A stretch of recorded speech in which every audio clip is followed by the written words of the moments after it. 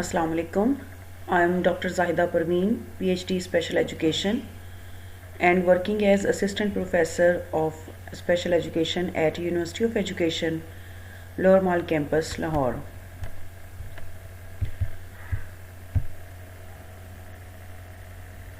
This is the course of Teaching of Mathematics to Visually Impaired Children, and this course belongs to Masters of Special Education with an area of specialization of visual impairment. The code of this course is SPED 4137 and this is a 3 credit hours course. The title of today's lesson is Expository Teaching Approach, Implications for Visually Impaired Child.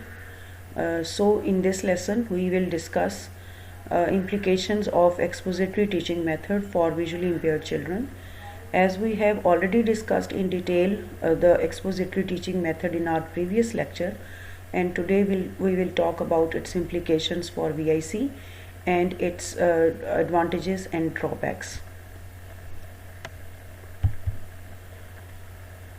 As visually impaired children are auditory learners, so this method can be effectively used for them.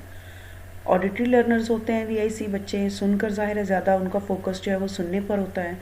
So this is a good fit for visually impaired children. As schools for visually impaired children lack in many facilities for learning, expository teaching method can be used for effective learning.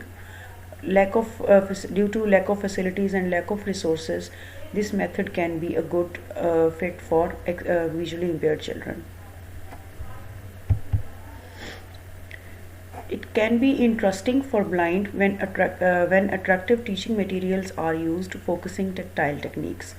So teachers को इस बारे में बड़ा careful होना है कि जो method जो टीचिंग मटेरियल्स वो VIC बच्चों की क्लास में यूज़ करें while they are practising expository method, तो वो जो टीचिंग मटेरियल्स हैं वो अट्रैक्टिव होने चाहिए और टेक्नाइल टेक्निक के ऊपर बेस्ड होने चाहिए. It helps to develop habit of attention and increased concentration among students with visual impairment. You have generally noticed that these students have good attention spans क्योंकि ये ऑडिटरी अपनी जो एक्टिविटीज़ होती हैं उनके ऊपर फोकस कर रहे होते हैं, तो इनकी अटेंशन स्पैन और कंसंट्रेशन लेवल जो है वो काफ़ी हाई होता है. और इस कैरेक्टरिस्टिक की वजह से VIC बच्चे जो हैं वो ज़्यादा अच्छा परफॉर्म कर सकते हैं जब उनको एक्सपोजिटरी मेथड के थ्रू पढ़ाया जा रहा होता है. Blind students are mostly dependent on teacher and good at following instructions of the teacher, so they perform well while taught through exposition.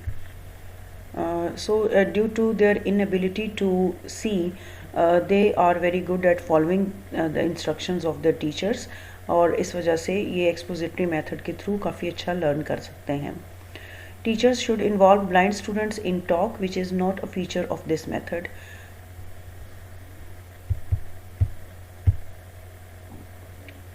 Blind students enjoy giving answers to the questions of the teacher, and the information is presented in a sequence, and deaf students like to follow the instructions which are presented in sequence.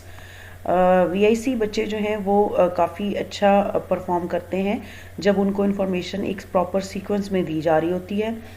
It develops new knowledge on the basis of previous knowledge, और previous knowledge चूँकि इन बच्चों का intellectually कोई problem नहीं होता और they are very good at keeping their previous knowledge in align with the new knowledge.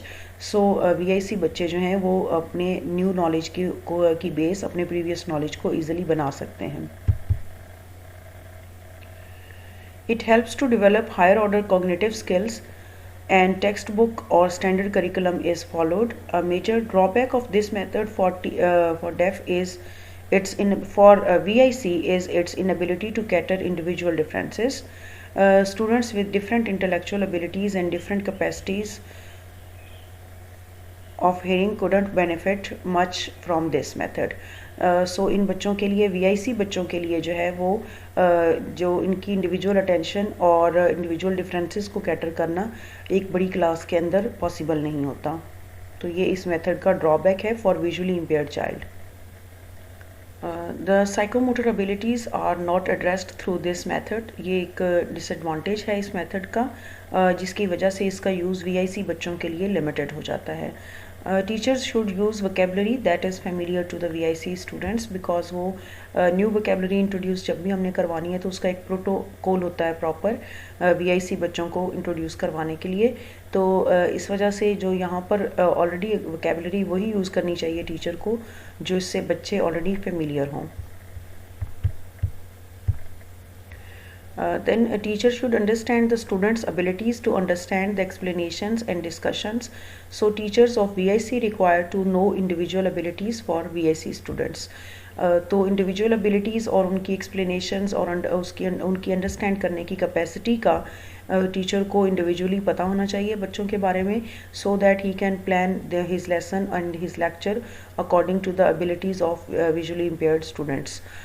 इसके अलावा जो है वो एक और पॉइंट भी है कि टीचर्स जो हैं वो यूज़ कर सकते हैं VIC बच्चों को प्रमोट कर सकते हैं to in taking part in the discussions, because ये वर्बल टॉक में ये बच्चे VIC बहुत अच्छे होते हैं and they can actively take part in the discussions. Although कि इस मेथड में जो डिस्कशंस होती हैं वो टीचर लेड होती हैं, टीचर उनको लीड कर रहा होता है, लेकिन ये है कि उसमें पार्टिसिपेट VIC बच्चे काफ़ी अच्छा कर सकते हैं डिस्कशंस में, और अल्टीमेटली ये जो डिस्कशंस में उनका पार्टिसिपेशन है it leads to the comprehension of the concept for the visually impaired children.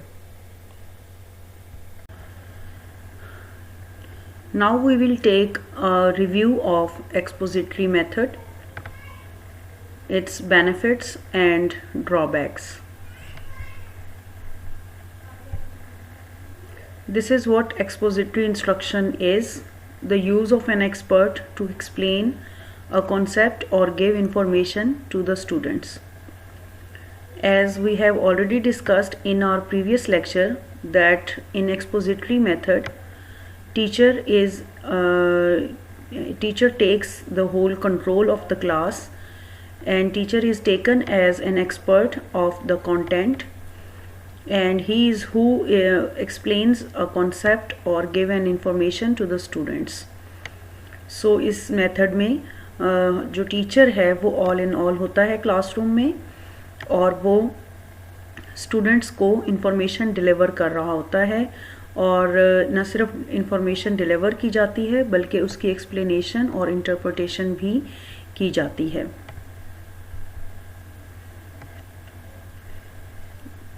This is what that how expository method is used in the classroom. Expository method is also called as direct approach and under the umbrella of direct approach expository method is used in the classrooms and these are the steps of expository method when it is used in the classroom. Step 1 is teacher presents concepts and definition and teacher states rules, principles and generalizations. Here you can see these two columns and this column is presenting about the title of the step and the other column is stating details about that step. So step 1 में आप देखें कि teacher जो है वो concepts को और definitions को प्रेजेंट करता है इन फ्रंट ऑफ द क्लास और फॉर एग्जांपल टीचर जो है वो रूल्स या कोई डिफरेंट प्रिंसिपल्स जनरलाइजेशंस क्लास में प्रेजेंट करता है इन front of students. Here is step 2 and this is about teacher presents links concept with related higher concepts. So teacher जो है वो वर्कआउट करता है स्टूडेंट्स के प्रीवियस एक्सपीरियंसेस के साथ और उनके जो हायर ऑर्डर कॉन्सेप्ट्स होते हैं उनके साथ रिलेट करता है न्यू कॉन्सेप्ट जो उसने क्लास में इंट्रोड्यूस करवाते हैं। सो लिंकेज का जो है यहाँ पर काम देता है टीचर जो है वो इस्टेब्लिश करता है लिंकेजेस। इसकी एग्जांपल देखें, teacher explains concepts with in a principle और जनरलाइजेशन। तो डिफरेंट कंडीशंस और डिफरेंट एनवायरमेंटल एस्पेक्ट्स जो हैं वो डिस्कस किए जाते हैं इन केस ऑफ एक्सप्लेनेशंस और जब हम इम्प्लीकेशंस की बात करते हैं तो ऐसी एग्जांपल्स के थ्रू जनरलाइजेशंस करवाई जाती हैं स्टूडेंट्स को। Now the third step is about teacher presents positive and negative examples. Generally teachers जो हैं वो कोई concept जब प्राइमरी स्कूल टीचिंग में प्रेजेंट किया जाता है तो उसमें वो पॉजिटिव एग्जांपल्स बहुत ज़्यादा ट्रेंड है प्रेजेंट करने का। लेकिन टीचिंग में जो है वो नेगेटिव एग्जांपल्स प्रेजेंट करने की बहुत ज़्यादा इंपॉर्टेंस है, बिकॉज जब आप नेगेटिव एग्जांपल्स प्रेजेंट करते हैं तो उसमें स्टूडेंट्स जो हैं उनकी एबिलिटीज़ ऑफ डिफ्रेंशिएशन डेवलप होती हैं। The students will become able to differentiate between positive and negative examples, and they will be able to identify the concepts in different situations. और इसकी एग्जांपल आप देख सकते हैं, teacher explains the effect of positive and negative principles. So in detail उसके effects के ऊपर जब टीचर बात करता है तो that is involve in the step 3. Here is the step 4, and step 4 involves students classify example either positive or negative. तो यहाँ पर स्टूडेंट की इन्वॉल्वमेंट होती है और वो अलग-अलग डिफ्रेंशिएट करते हैं by the use of positive and negative examples. ये स्टेप 4 जो है इसको आप जनरलाइज भी कर सकते हैं. इसमें स्टूडेंट टीचर्स जो हैं वो इस डिफ्रेंशिएशन की एक्टिविटी के अलावा कोई भी और एक्टिविटी क्लास से करवा सकते हैं. Students classify examples based on the principles as positive और नेगेटिव्स. सो स्टेप 4 जो है वो बेसिकली एक्टिविटीज़ को इन्वॉल्व करता है जो कि टीचर्स डिज़ाइन करते हैं और स्टूडेंट्स उसको प्ले करते हैं in the classroom in order to exhibit their understanding and comprehension in front of the teachers. Step 5 is about students provide additional examples. So यहाँ पर अब स्टूडेंट्स की तरफ से इनपुट आता है जिसके थ्रू जो है वो टीचर्स को कंफर्म होता है कि बच्चे जो हैं उनकी किस तरह की कॉम्प्रीहेंशन डेवलप हुई है, किस तरह से उनके कॉन्सेप्ट्स जो हैं वो फॉर्म हुए हैं, और वहाँ पर अगर कोई प्रॉब्लम होती है तो टीचर्स उसको करेक्ट कर सकते हैं. स्टेप 4 में भी करेक्शंस हो सकती हैं और स्टेप 5 में भी हो सकती हैं. लेकिन स्टेप 4 में अगर करेक्शंस टीचर्स करते हैं तो उसके बाद स्टेप 5 जो है उसमें वो उन करेक्शंस के बाद उनकी जो उनकी अंडरस्टैंडिंग इम्प्रूव हुई होती है उसको फर्दर कंफर्म करने के लिए स्टेप 5 किया जाता है, जिसमें बच्चों की तरफ से एडिशनल एग्जांपल्स उनसे कही जाती हैं कि वो प्रोवाइड करें ताकि जो है वो उनकी लर्निंग कंफर्म हो सके. नेक्स्ट हम रिव्यू करेंगे एक्सपोजिटरी मेथड को जनरली कि it is a good method for दो स्कूल्स विच लैक फैसिलिटीज़. तो ऐसे स्कूल्स जहाँ पर फैसिलिटीज़ ओवरऑल कम होती हैं, लाइक आपको जब आप प्रैक्टिकल टीचिंग के अंदर स्टूडेंट्स को इन्वॉल्व करते हैं तो आपको लैब्स की ज़रूरत होती है, आपको आउटडोर एक्टिविटीज़ के लिए बहुत से इंफ्रास्ट्रक्चर की ज़रूरत होती है, और इसी तरह से कंप्यूटर लैब्स और लाइब्रेरीज़ और पूरा इंफ्रास्ट्रक्चर जो है वो स्कूल का डेवलप्ड होना चाहिए. एंड अदर देन दैट उसको फिर आउटसाइड द स्कूल जो एक्टिविटीज़ मैनेज करनी होती हैं स्कूल ने, उसके लिए भी फाइनेंस और सारी चीज़ें अरेंज करनी पड़ती हैं. बहुत सी ऐसी फैसिलिटीज़ हैं जिनका होना ज़रूरी है स्कूल्स में कि जब टीचर्स ने काम करवाना हो, इवन इनसाइड द क्लासरूम भी बहुत सी ऐसी फैसिलिटीज़ रिक्वायर्ड होती हैं जो कि बेटर और इफ़ेक्टिव लर्निंग के लिए इम्पॉर्टेंट होती हैं और मस्ट होती हैं. तो ऐसी फैसिलिटीज़ चूँकि मेजॉरिटी स्कूल्स में हमारे यहाँ specially in the perspectives of Pakistan बहुत से ऐसे स्कूल्स हैं जहाँ पर अच्छी फैसिलिटीज़ अवेलेबल नहीं हैं, जहाँ पर बच्चों को प्रैक्टिकल्स के अंदर इन्वॉल्व किया जा सके या जो है वो activity based teaching learning activities जो हैं वो उनको इनके लिए अरेंज की जा सकें. तो टीचर्स के पास इतना बजट नहीं होता कि वो ख़ुद से ऐसी एक्टिविटीज़ डिज़ाइन कर सकें अपनी पॉकेट से जिसमें वो बच्चों की जो उनकी अंडरस्टैंडिंग है उसको ज़्यादा अच्छे तरीके से डेवलप कर सकें थ्रू द डिफरेंट एक्टिविटीज़.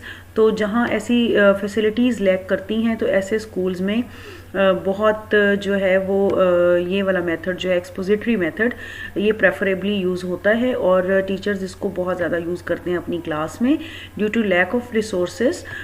जैसे हमारे यहाँ पर ज़्यादातर जो गवर्नमेंट सेक्टर टीचिंग है उसमें टीचर्स के पास बहुत कम रिसोर्सेज होते हैं क्लासरूम्स को अरेंज करने के लिए, लेकिन जहाँ पर प्राइवेट स्कूल सिस्टम्स हैं क्योंकि वो हैवी फ़ी चार्ज कर रहे होते हैं पेरेंट्स को, तो वो कई ऐसी एक्टिविटीज़ अरेंज करते रहते हैं जिसमें हैंड्स ऑन एक्सपीरियंसेस बच्चों के लिए अरेंज करना टाइम टू टाइम पॉसिबल होता है. लेकिन पब्लिक सेक्टर स्कूल्स में समटाइम्स ये बड़ा डिफ़िकल्ट हो जाता है। तो इस वजह से due to lack of resources and facilities teachers जो हैं वो पब्लिक सेक्टर में और to some extent private sector में भी एक्सपोजिटरी मेथड को ज़्यादा प्रेफर करते हैं, क्योंकि इसमें बहुत कम फैसिलिटीज़ और रिसोर्सेज को यूज़ करते हुए इफ़ेक्टिव लर्निंग को पॉसिबल किया जा सकता है। This method can be very effective for a competent teacher who can model well.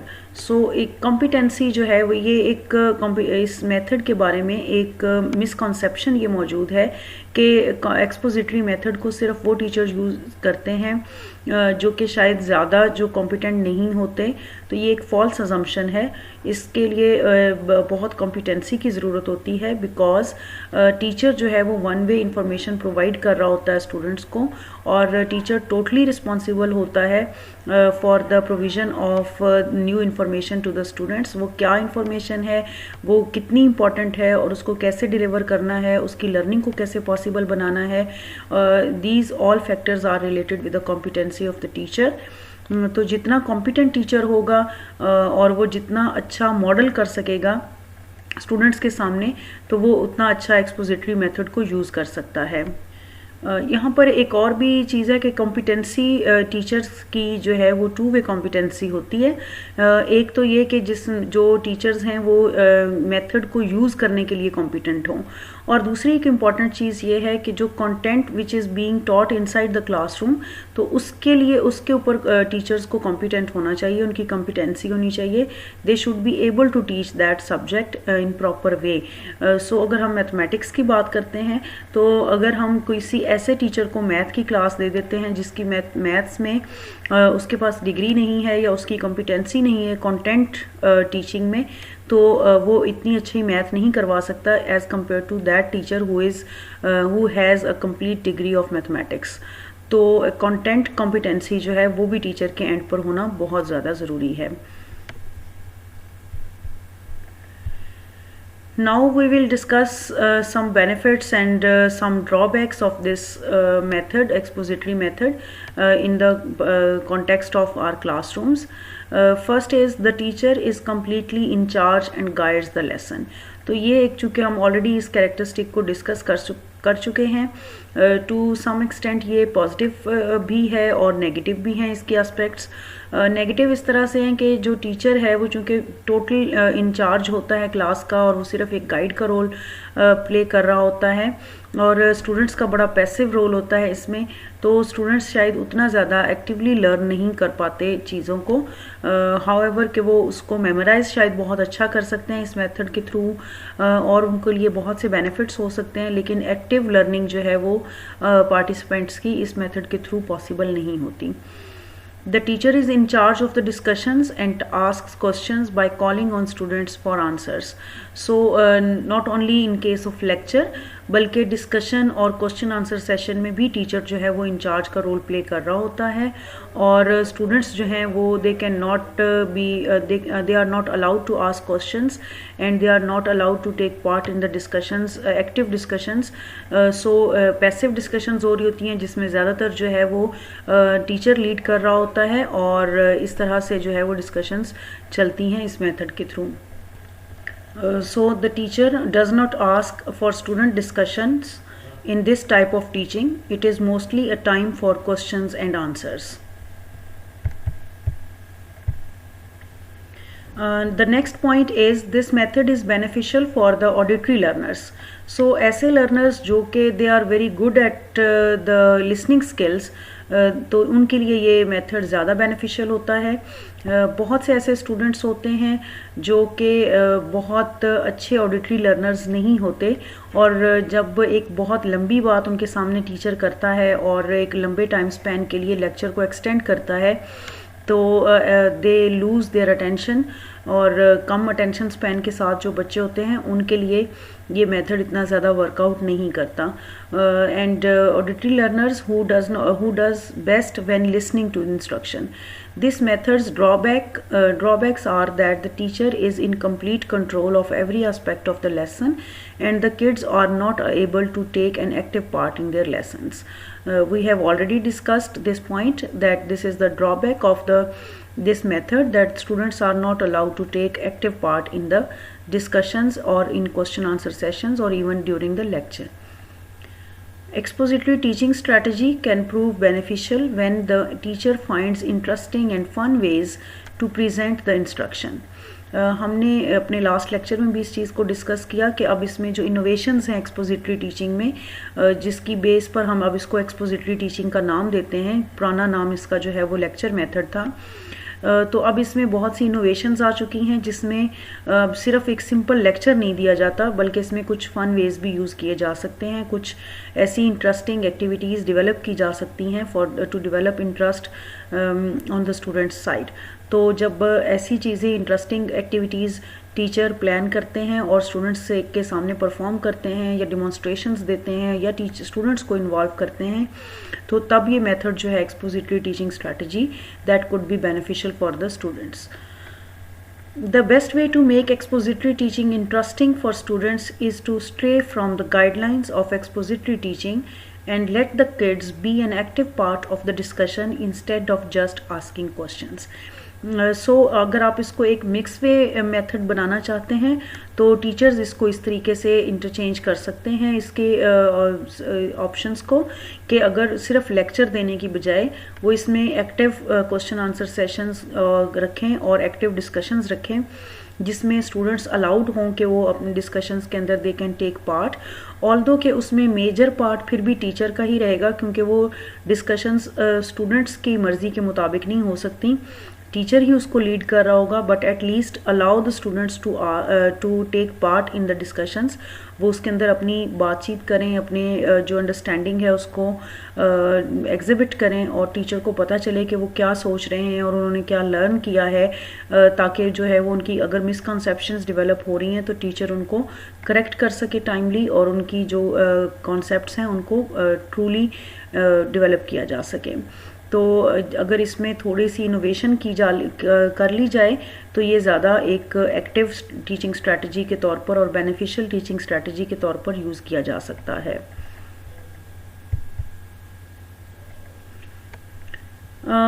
The next point is that this method is economical with regard to time.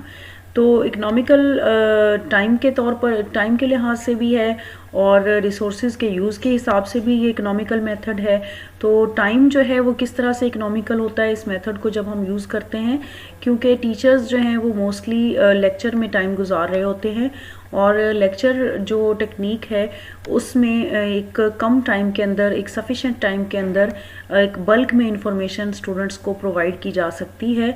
सो एक shorter time period में ज़्यादा काम जो है वो बच्चों को करवाया जा सकता है, क्योंकि देखें जब हम बच्चों को प्रैक्टिकल एक्टिविटीज़ के अंदर और हैंड्स ऑन एक्टिविटीज़ के अंदर इन्वॉल्व करते हैं तो स्टूडेंट्स के लिए वो बड़ा टाइम टेकिंग होता है। आपको समटाइम्स एक कॉन्सेप्ट को टीच करते हुए एक वीक लग जाता है, तो वो बड़ा टाइम टेकिंग मेथड्स हैं जो कि हैंड्स ऑन एक्टिविटीज़ इन्वॉल्व करते हैं। तो इसमें चूँकि हैंड्स ऑन एक्टिविटीज़ मिनिमम होती हैं और ज़्यादातर इसमें जो है वो लेक्चर टेक्निक यूज़ हो रही होती है और लेक्चर टेक्निक में क्योंकि टीचर्स जो हैं वो one way information pass on कर रहे होते हैं टुवर्ड्स द स्टूडेंट्स और स्टूडेंट्स जो हैं वो पैसिव लर्नर्स के तौर पर काम कर रहे होते हैं और पैसिवली लेक्चर को लिसन करते हैं और उसके पॉइंट्स को नोट करते हैं और उनको मेमोराइज करते हैं। तो इकोनॉमिकल है ये with respect to time. It helps in developing the habit of concentration among the students because ये इसमें स्टूडेंट्स जो हैं वो ज़्यादा टाइम जो है वो लिसनिंग में गुजार रहे होते हैं और लिसनिंग के साथ साथ वो इंटरप्रिटेशंस अपनी करते हैं, अपना राइट डाउन करते हैं काम और उसको बाद में लर्न करते हैं। तो कंसंट्रेशन जो है वो इस मेथड की एक बड़ी इंपॉर्टेंट कैरेक्टरिस्टिक है कि ये उन स्टूडेंट्स के लिए ही ज़्यादा बेनिफिशियल हो सकता है जिनकी कंसंट्रेशन अच्छी हो, जो कि बहुत ज़्यादा देर तक टीचर को सुन सकते हों और अपना अटेंशन स्पैन उनका बहुत अच्छा हो, तो उनके लिए ये एक हेल्पफुल और बेनिफिशियल मेथड हो सकता है। बट उन स्टूडेंट्स के लिए जिनकी कंसंट्रेशन अच्छी नहीं होती तो ये इतना ज़्यादा अच्छा मेथड नहीं है, क्योंकि लेक्चर में टीचर्स जो हैं वो क्वाइट लेंथी लेक्चर्स प्रिपेयर करते हैं और इन्फॉर्मेशन पास ऑन करते हैं। तो जब लेंथी लेक्चर जितना ज़्यादा होता जाएगा, बच्चे की कंसंट्रेशन और अटेंशन लेवल जो है वो कम होता जाएगा। तो एक प्रॉपर टाइम होना चाहिए, एक सफिशिएंट टाइम पीरियड होना चाहिए एक लेक्चर के लिए, और with in that lecture time भी जो है वो टीचर्स डिफरेंट एक्टिविटीज़ प्रिपेयर कर सकते हैं, डिफरेंट ऐसी टेक्निक्स यूज़ कर सकते हैं inside the classroom to maintain the concentration and attention of the students. It helps in achieving even higher order cognitive objectives like application levels analysis and synthesis. So अगर आप cognitive domain याद करें, we have already discussed in the lecture of Bloom's taxonomy. तो cognitive domain के जो higher order thinking skills हैं, जिसमें कि एप्लीकेशन, एनालिसिस, सिंथेसिस और एवेल्युएशन वगैरह आते हैं, तो ये मेथड जो है वो इन हायर ऑर्डर कॉग्निटिव ऑब्जेक्टिव्स को अचीव करने के लिए भी एक्सपोजिटरी टीचिंग मेथड यूज़ किया जा सकता है, क्योंकि इसमें एप्लीकेशन, एनालिसिस और सिंथेसिस की एक्टिविटीज़ बच्चों के लिए अरेंज की जा सकती हैं। और जब टीचर्स जो इन्फॉर्मेशन पास ऑन करता है तो उसके बाद जो फर्दर एक्टिविटीज़ टीचर प्लान कर सकता है, उसमें बच्चों को उस गिवन इन्फॉर्मेशन की एप्लीकेशन और एनालिसिस या सिंथेसिस की एक्टिविटीज़ करवाई जा सकती हैं, जिससे उनकी ये जो कॉग्निटिव एबिलिटीज़ हैं वो पॉलिश हो सकती हैं और वो उसमें इम्प्रूव कर सकते हैं।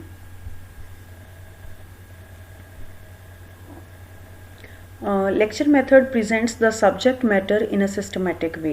ये भी इसका बेनिफिट होता है कि ये बड़ा एक सिस्टमेटिक वे में सब्जेक्ट मैटर को प्रेजेंट करता है, बिकॉज ड्यूरिंग लेक्चर जो है वो टीचर्स एक प्रॉपर हायरार्की के साथ न्यू कॉन्सेप्ट्स को इंट्रोड्यूस करवाते हैं। We have already discussed in our previous lecture that the new information is delivered on the basis of previous experiences and previous knowledge. तो बच्चे के जो प्रीवियस उसने कॉन्सेप्ट्स गेन किए होते हैं, उन्हीं की बेस पर न्यू कॉन्सेप्ट्स को इंट्रोड्यूस करवाया जाता है ड्यूरिंग लेक्चर। तो इस तरह से सिस्टमेटिकली नॉलेज जो है वो गेन करते हैं students, and they like this के हर एक कॉन्सेप्ट जो है, जो नया आने वाला कॉन्सेप्ट है, वो उनके प्रीवियस कॉन्सेप्ट के साथ लिंक कर रहा होता है। सो दे एन्जॉय दिस लिंकेज। और एक सिस्टमेटिक वे में जब इंफॉर्मेशन प्रेजेंट की जा रही होती है तो स्टूडेंट्स उसको बेटर वे में लर्न कर रहे होते हैं। It develops good audience habits. Again वही चीज़ के ये सिर्फ उस लेक्चर मेथड के थ्रू जब हम पढ़ा रहे होते हैं तो not only for that lecture उनका ऑडियंस का as an audience patience increase होता है, बल्कि और बहुत सी ऐसी एक्टिविटीज़ जो कि बाद में क्लासरूम के बाहर भी उनको परफॉर्म अगर करनी हो किसी जगह, तो they can act as a good audience, और एक अच्छी ऑडियंस हैबिट्स उनकी डेवलप होती हैं through this expository method. Through this method new subject matter can easily be introduced, क्योंकि लेक्चर के थ्रू पढ़ाना है, न्यू इन्फॉर्मेशन को डिलीवर करना है, एग्जांपल्स और नॉन एग्जांपल्स के थ्रू न्यू कॉन्सेप्ट को क्लियर करवाया जाता है।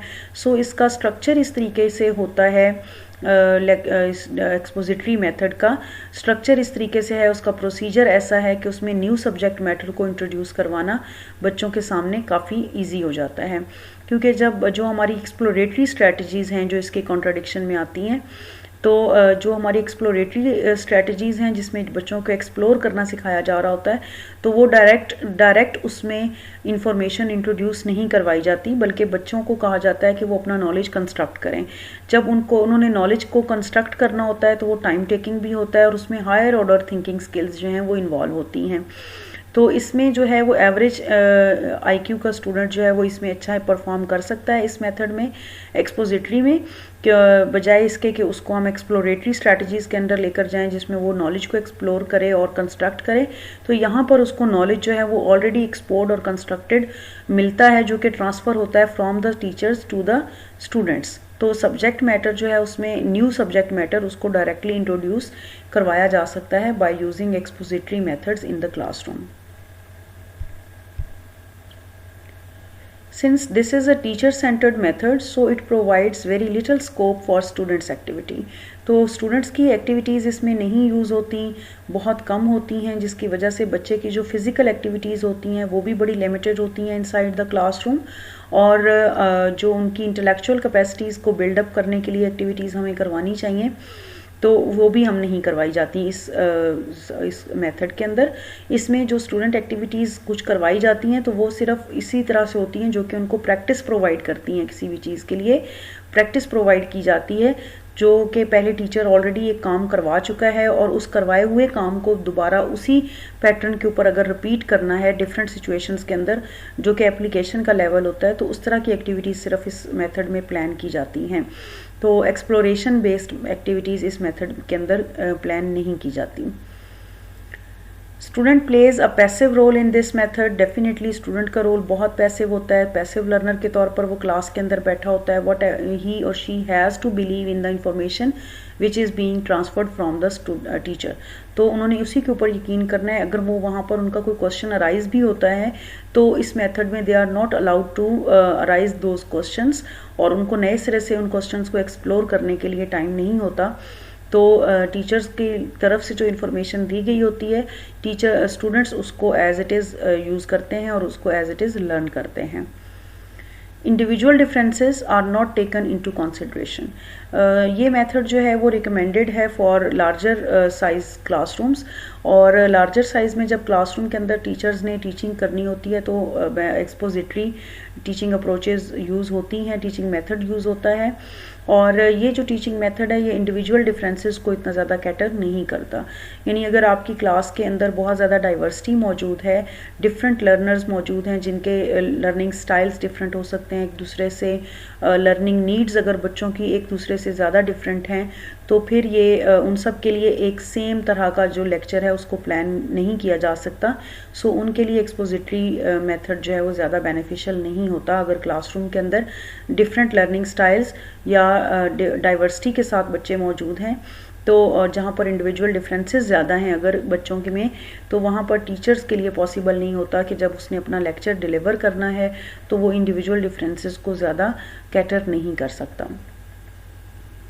It can not be used for achieving psychomotor activity objectives. तो क्योंकि इसमें एक्टिविटीज़ जो हैं वो हैंड्स ऑन एक्टिविटीज़ नहीं अरेंज की जाती, तो इस वजह से बच्चों की जो साइकोमोटर ऑब्जेक्टिव्स होते हैं वो बहुत कम इसके थ्रू हम अचीव कर पाते हैं। So this was the expository method review, and we have discussed some implications of expository method for the hearing impaired children. Thank you very much for the listening, and if you have any questions about this lecture you can post in your Google Classrooms. I will respond there. Thank you very much.